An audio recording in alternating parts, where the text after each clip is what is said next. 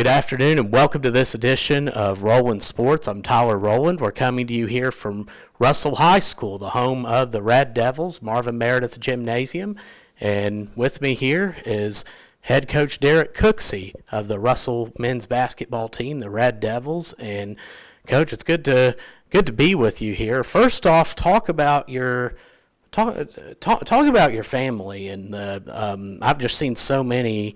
Of course, you guys over the years, just what you've done across the region. Talk about what it's like getting to coach with Rex and some of them. Well, it's been a blessing.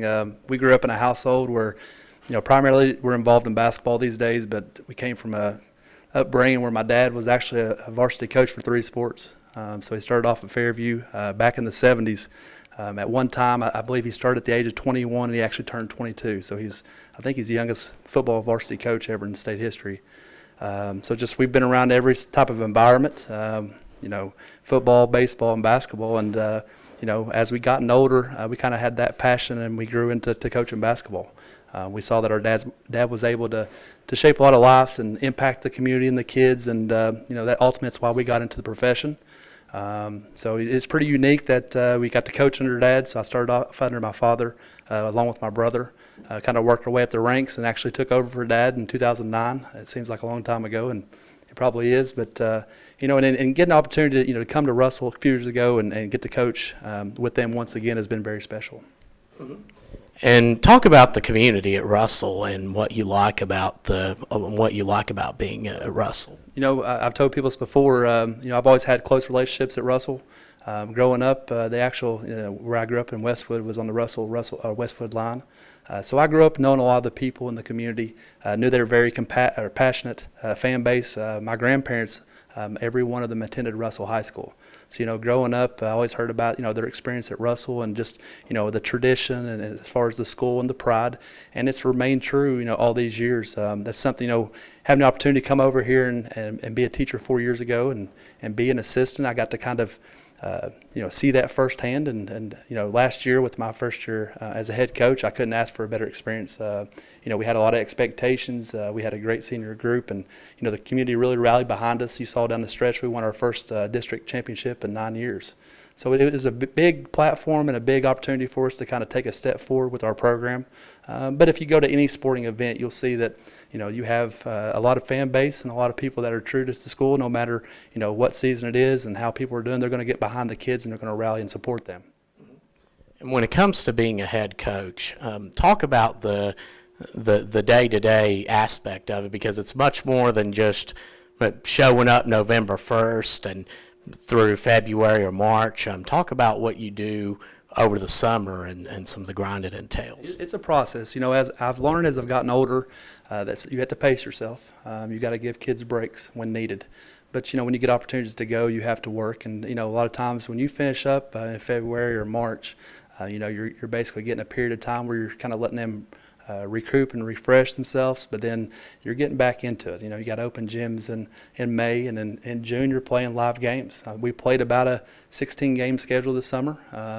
We knew that we'd have a lot of kids who had gained some experience, but primarily, other than these 2 seniors, we're inexperienced as far as game minutes.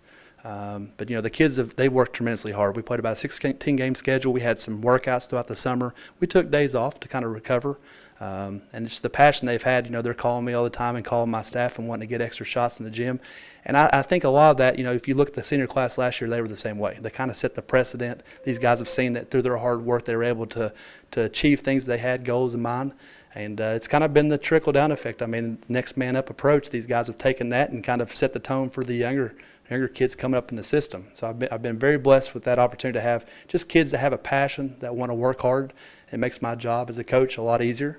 Because that's something that you can't instill in them. They can see success, but you got to work continually. And, our kids have done that, but it's a year-long process. I mean, and we talk about it all the time. It's a grind. The season sometimes can seem like it's forever. So we have that approach, and we want to get better every practice. Our kids, we expect our seniors to kind of set those tones on those days when it's hard to maybe give it your best or give it your all. But it's a marathon. I mean, it's a process. You can come out. I've had teams come out of the gate and they're pretty much what they are for the rest of the season. And as a coach, you want to see some steady improvement. So we're gonna rely upon a lot of kids who don't have experience, but I think we have enough pieces and enough variation in our system that it's going to give a lot of kids opportunities. Mm-hmm.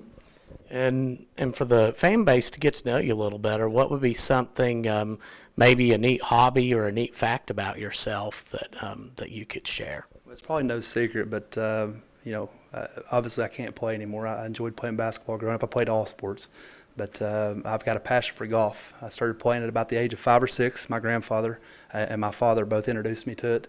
They were avid diehards. I got to the point during certain times in my life I felt like I've gotten pretty good, but I couldn't beat my grandfather until I was about 16 years of age, 17, and he was a really, really good golfer. My dad plays every single day.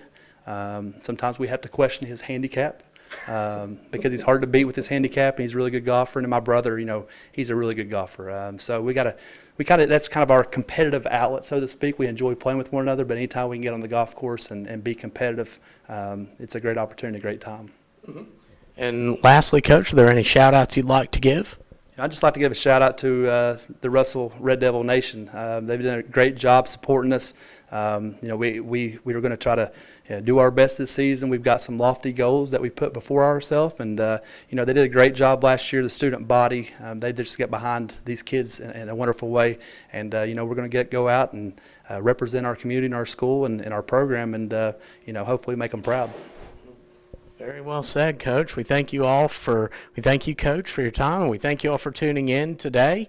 And be sure to stay tuned. We'll also have interviews. Be sure to check them out with the Russell Red Devils men's basketball players, and be sure to stay tuned to catch the Russell Red Devils here at Marvin Meredith Gymnasium. And of course, if you can't make it, be sure to catch them on My Town TV. And we thank you for watching today, Rollin' Sports, where you meet the athletes.